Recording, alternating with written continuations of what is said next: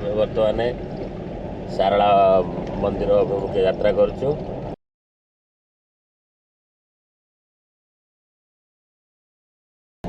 रचुर जगतसिंहपुर आलीपिंगल पोल दे Jagatsinghpur collector office दे सहरा छक दे सहरा यहाँ हूँ सारला मंदिर 6 किलोमीटर दूर। आम बर्तमान आ 2 किलोमीटर दूर अच्छी ओडिशा सरकार मंदिर विकास कि अनुदान देइचंती। ये जो नैरो रोडटा एवं बर्तमान वाइड हो धीरे धीरे हो मंदिर अभिमुखे जहाँफल दुईटा गाड़ी जावा आसा कर अति सहज हम। आम राति 4:30 बाहरीचु पूरा सकाळु माँ को दर्शन करूँ बोली। आज प्रचुर शीत होची। माँ सारला टेम्पल 3 किलोमीटर एटू पारादीप हो 51 किलोमीटर। राति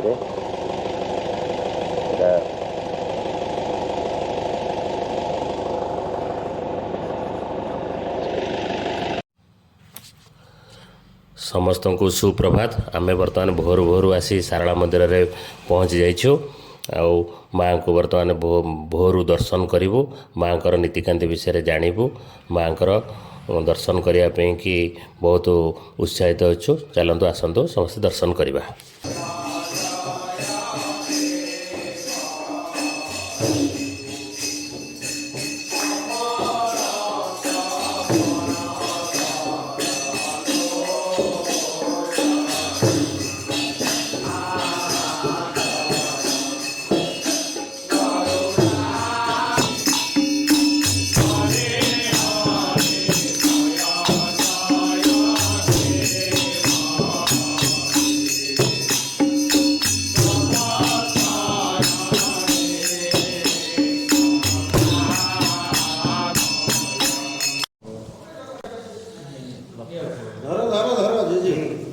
भाग्य भल पाच मो सकाशे भाग्य भल ना खराब है बड़ा बड़ा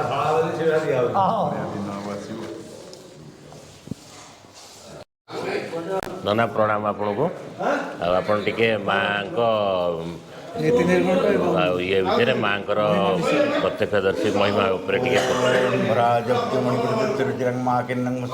वीणा पुस्तक खड़ग सुलती नक्षकरम मरुए घंटा कर्मकपट्टी ससुरक जन्म मईकर विभ्रंति ध्यान महापृष्ठ सविचरण भगदेवता सारदं ये सारा ध्यान जो मूर्ति चिंता अच्छी सारा कौ कौ हाथ में कौ कौ आयुध अच्छी ये सब कथा ध्यान मंत्र भितर अच्छी। तापर बर्तमान साधारण दिन में नीतिकांति साधारण सामान आ भक्त मान कथा महिमा कथा कहवा आम तो मात्र ओडिशार प्रांतर लोक शेष प्रांतर लोक अमेरिकार जड़े लोक आसी रिसर्च करके सारला ठाकुराणी महिमा विषय और से पादकुंडर महिमा विषय बहुत कथा लिखिं।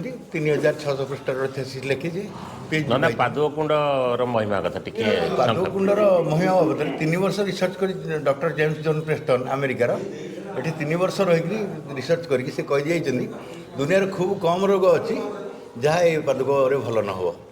एथे संपूर्ण औषधीय गुणर परिपूर्ण होची ये पादकुंड से केवल से पारागुटा को विरोध करते जहाँफल गोटे छोट छात पकई दिहला पादकुंड उपर बर्तमान ता सुरक्षित और बहु रोगहारिणी शक्ति अच्छी। प्रत्येक सेवायत प्रत्येक दिन से पादकुंड पादक पिंधि और यात्री मैंने लोकाल लोक समस्ते बोतल पादक नहीं घरे प्रत्येक दिन पाती से पादकर महिमा अवर्णनीय वर्णना करहबनी। आ ठाकुराणी तो सत्य जुगरू बर्तमान कली जुग पर्यटन है 4 जुग भोग कला। माँ मझे पाताली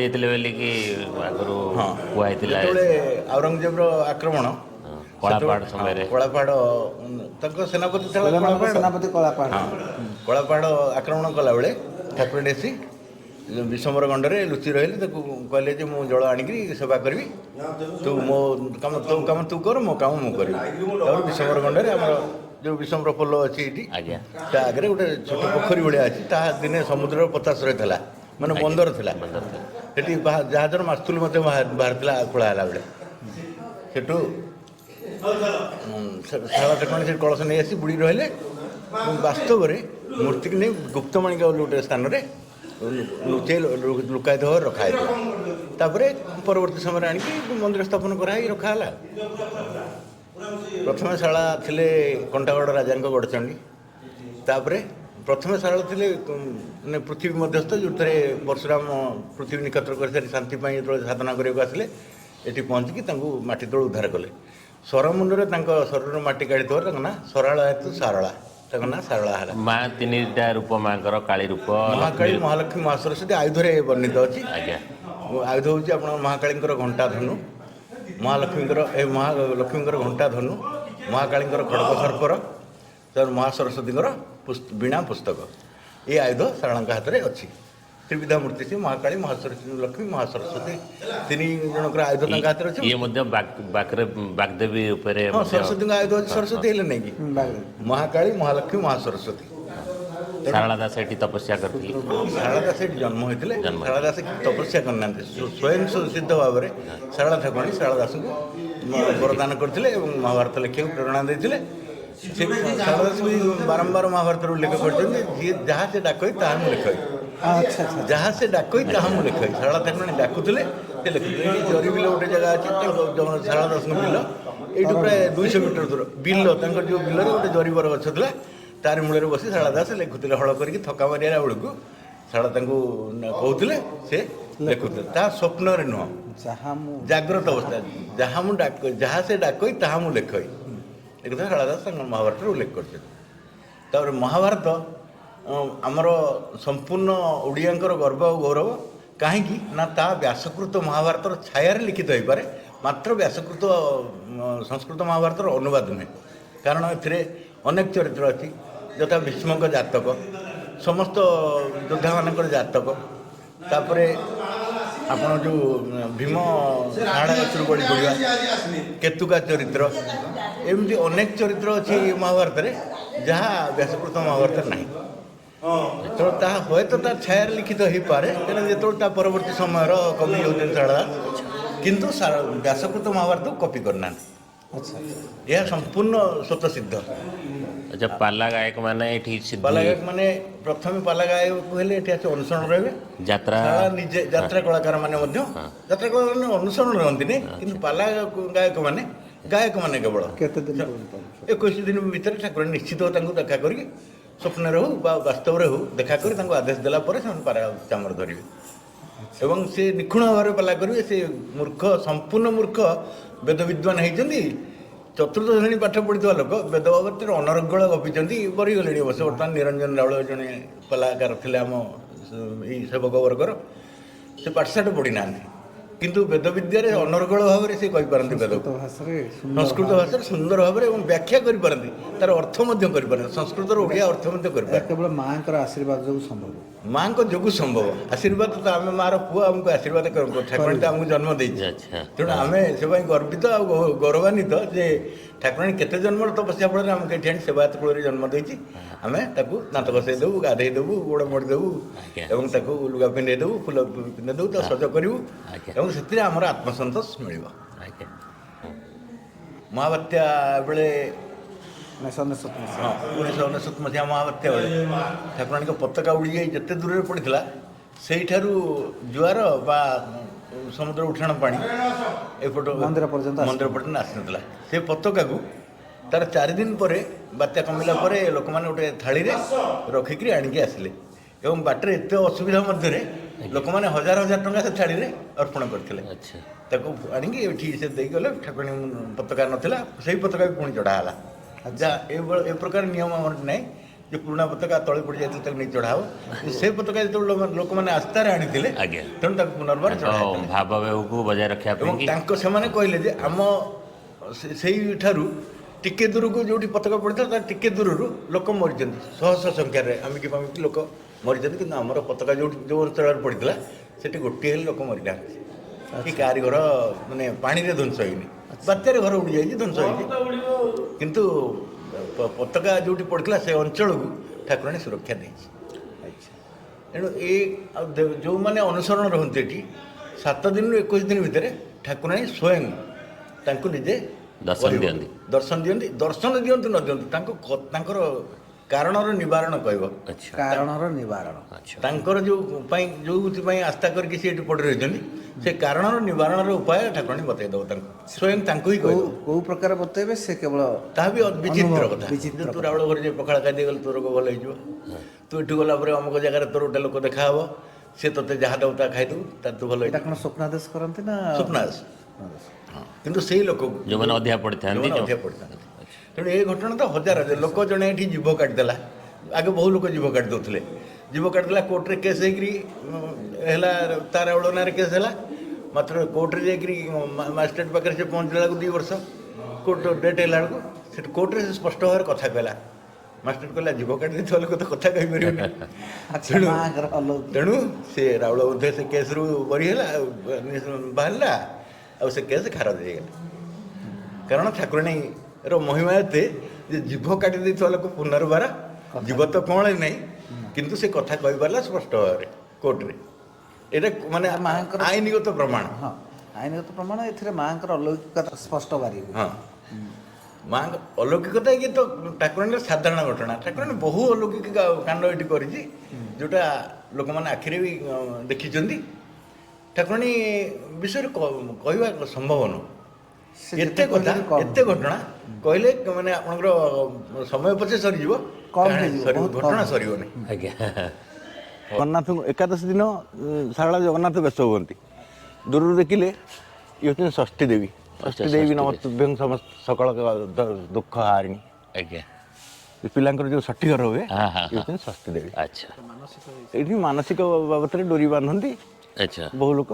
ଠାକୁର ବଉଳ ଗଛ ହେଲେ ମଧ୍ୟ ଆଙ୍କୁ ଲୋକ କଳ୍ପବଟ ମନେ କରି ଏଥିରେ ଆଣିକି ଚୁନରି ବାନ୍ଧନ୍ତି। ଶାରଳା ମନ୍ଦିରର ମୁଖ୍ୟ ପାର୍ଶ୍ୱ ଦେବତାଙ୍କ ମଧ୍ୟରେ ହଟେଶ୍ୱର ବଟେଶ୍ୱର ଇଏ ମହାଦେବ ନା ଅଛନ୍ତି?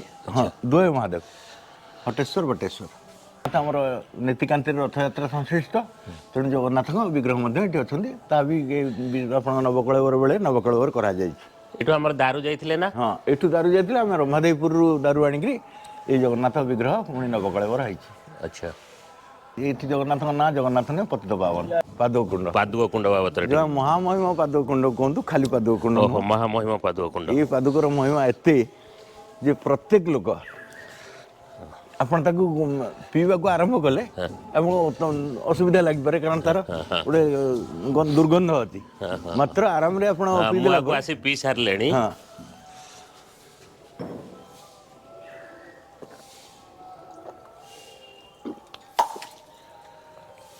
ମୋତେ 63 ବର୍ଷ ବୟସ ହେଲାଣି।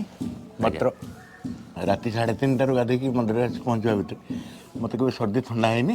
ସବୁଦିନ ରାତି 3:30ରୁ ଆସନ୍ତି ଆପଣ? 3:30ରେ ଗାଧାଏ, ଗାଧାନ୍ତି? ମନ୍ଦିରରେ ଆସି 4ଟାରେ ପହଞ୍ଚେ। ଆଚ୍ଛା ତାପରେ ପଢ଼ କଲି, ଠାକୁରାଣୀ ସେବା କରି ତାପରେ ନିତ୍ୟ ନୈମିତ୍ତିକ କାର୍ଯ୍ୟ କରେ। କିନ୍ତୁ ତା ଦେହରେ ଆମ କେବଳ ଏଇ ପାଦୁକ କୁଣ୍ଡର ମହିମାରୁ ଆମେ ରୋଗଗ୍ରସ୍ତ ନୁହଁ। ୟାର ଔଷଧୀୟ ଗୁଣ ରହିଛି।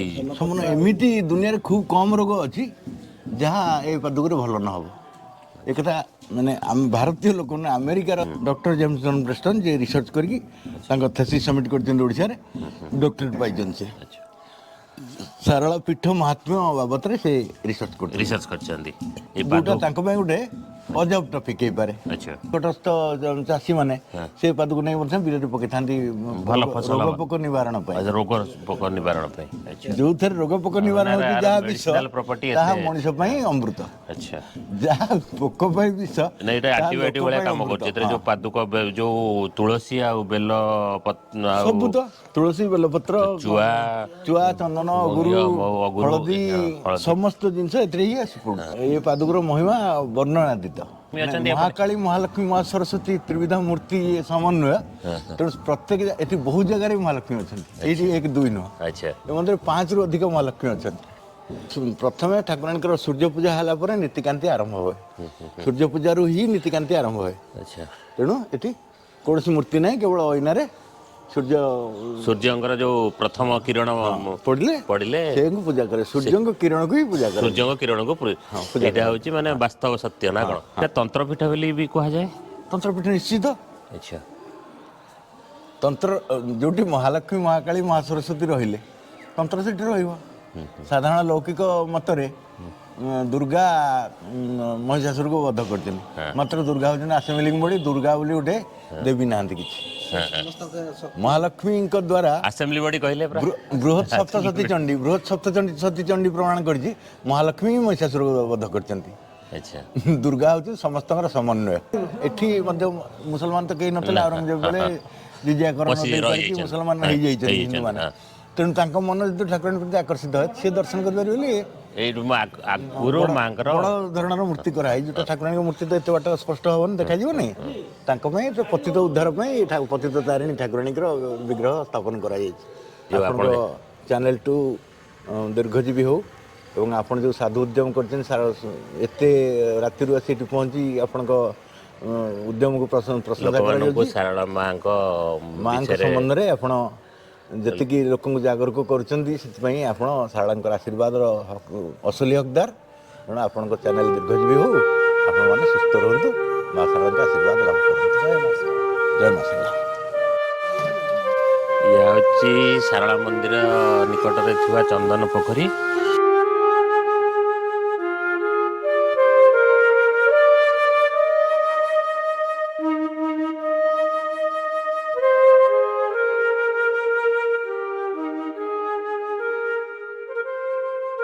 ଶୂଦ୍ରମୁନି ସାରଳା ଦାସ, ଏଠି ଶୂଦ୍ରମୁନି ସାରଳା ଦାସଙ୍କର ପ୍ରତିମୂର୍ତ୍ତି। ସାରଳା ଦାସ ଏଠି ତପସ୍ୟା କରି ସିଦ୍ଧି ଲାଭ କରିଥିଲେ। ମାଆଙ୍କୁ ସବୁବେଳେ ବଜରଙ୍ଗବାଲି ସୁରକ୍ଷା ଦେଇଛନ୍ତି। ଇଏ ବଜରଙ୍ଗ